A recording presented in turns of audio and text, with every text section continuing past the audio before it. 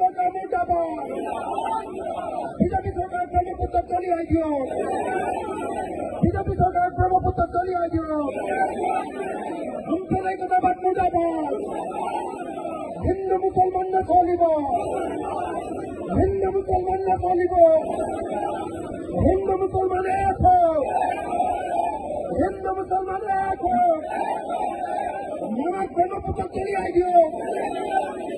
मानव ब्रह्मपुत्र चली आई शासक ब्रह्मपुत्र चली आई शासक ब्रह्मपुत्र चली आई मामा शासक पे मामा शासक पे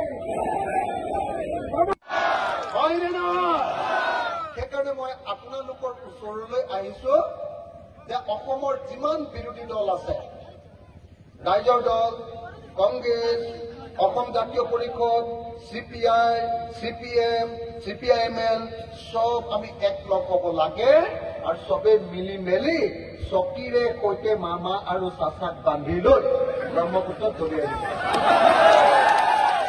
হয়নে নহয় এওঁলোকে যদি কিবা পলিটিক্স কৰিবলৈ মন আছে বাংলাদেশত গৈ কৰক ব্ৰহ্মপুত্ৰত দি দিলে বাংলাদেশ গুচি যাব নাই তেওঁলোকে তাত পলিটিক্স কৰক অসমত আৰু হিন্দু মুছলমানৰ কাজিয়া কৰাই থাকিব নালাগে হয়নে নহয় কওক আমনি লাগিছে নাই বা হিন্দু মুছলমান কৰি আমনি লাগিছে নাই আৰে ক'ব লাগিছিলে যে বস্তুৰ দাম কমা কয় বোলে মুছলমানে দেশখন খালে হয়নে নহয় আমি জানো যে মুছলমানেও দেশ খোৱা নাই হিন্দুৱেও দেশ খোৱা নাই খ্ৰীষ্টানেও দেশ খোৱা নাই দেশ খাইছে হিমন্ত বিশ্ব শৰ্মা আৰু অজৰুদ্দিন আজমলে হয়নে নহয় তেওঁলোকে দেশখন খাইছে গতিকে এওঁলোকক যদি ব্ৰহ্মপুত্ৰত বিসৰ্জন নিদিওঁ তেতিয়াহ'লে কোনো পধ্যে দেশৰ মানুহবিলাকে শান্তিত খাবলৈ নাপাওঁ আমাকে চবকে চাওঁ মই এটা হিন্দু ল'ৰা তেওঁলোকে কৈ থাকে যে ভাৰতখন হিন্দুৰ দেশ আমি হিন্দুৰ দেশ বনাম তেতিয়াহ'লে মোৰ কাৰণে পেট্ৰল আৰু ডিজেলটোৰ দামটো কমাই দিয়া মুছলমানতকে হয়নে নহয় আজিৰ দিনটোত আপোনালোকে পেট্ৰল কেইটকাত কিনে কেইটকা 100 টকা ঠিক আছে মুছলমান মানুহক 100 টকা দিয়ক মোক 50 টকা দি দিয়ক মই হিন্দু হয়নে নহয় তেতিয়া মই হিন্দু দলটো ভাল পাম বস্তুৰ মূল্যটো চবৰ কাৰণে সমান কিন্তু ইফালে তোমালোকে হিন্দু উদ্ধাৰ কৰা হয়নে নহয় এইটোতো নহব ভাই এইটোতো নহব ভাই মই আপোনালোকৰ ইয়ালৈ আহি থাকোঁতে যেতিয়া আহি আছো মই দেখিছো যে দবকাৰ চবৰ ঘৰৰ মানুহৰ ঘৰতে ঘৰে ঘৰে ঘৰে ঘৰে ঘৰে ঘৰে তামোল গছ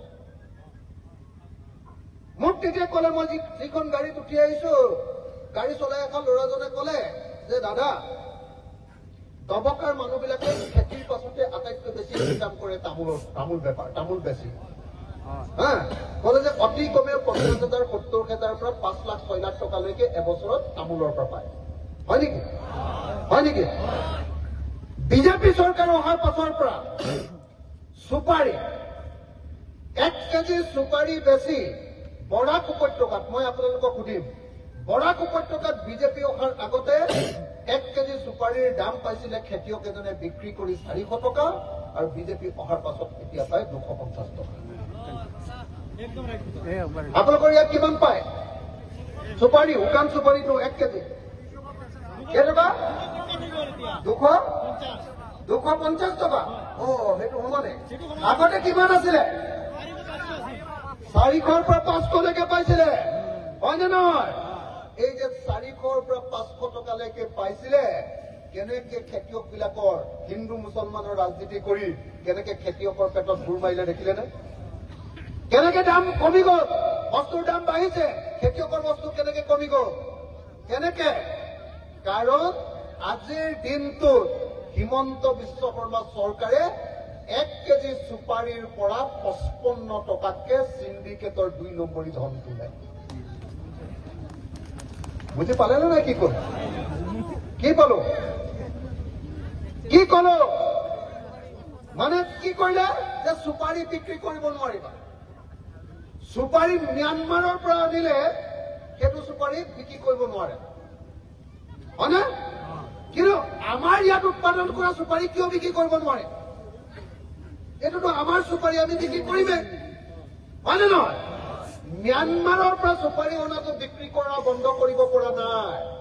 আমাৰ লোকেল চুপাৰীটো বন্ধ কৰি কৈছে যে গাড়ী যদি পাৰ হ'ব লাগে ৰাস্তাত হিমন্ত বিশ্ব শৰ্মা চৰকাৰক এখন গাড়ীৰ পৰা 12 লাখ টকা দি যাব লাগে। তেতিয়া কি হৈ গ'ল? এতিয়া চুপাৰী আপোনালোকে বিক্ৰী কৰি আছিলে 400 টকা, চুপাৰী এতিয়া 250 টকাত বিক্ৰী কৰিব লাগে। 150 টকা আপোনালোকৰ মোমায়েকে সেইটো খাই পেলায়। এইটো হিন্দুৰ পৰাও খায়, মুছলমানৰ পৰাও খায়। কথাটো বুজিলে নে নাই?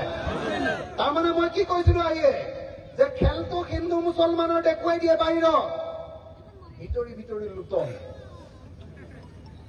কথাটো বুজিছেনে? ভিতৰি লুণ্ঠন কৰাৰ বাহিৰে বেলেগ কোনো ৰাস্তা নাই। ভিতৰি লুণ্ঠন আৰু বাহিৰে হিন্দু মুছলমান। গৰু বিক্ৰী যে বন্ধ কৰিছে কেলে? মানুহে বাহিৰত ভাবি আছে যে অকল মুছলমানক ডিষ্টাৰ্ব কৰিবলৈ গৰু বিক্ৰী বন্ধ কৰিছে।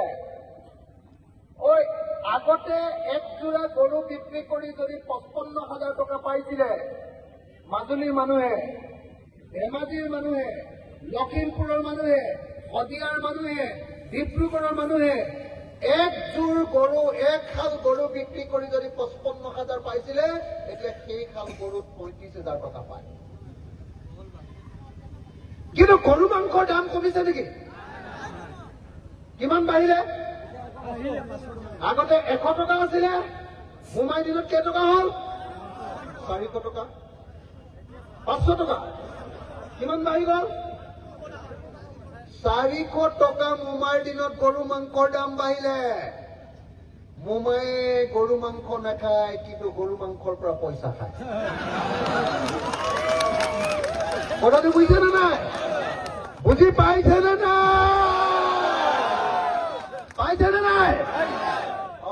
চব বেপাৰ। মুছলমানৰ বিৰুদ্ধে এটা কথা কলে মানে 100 কোটি আহিব। কিহৰ পৰা আহিলে? চুপাৰীৰ পৰা, গৰুৰ পৰা। হয়নে নহয়? গৰু ঠিকেই বাংলাদেশলৈ গৈ আছে।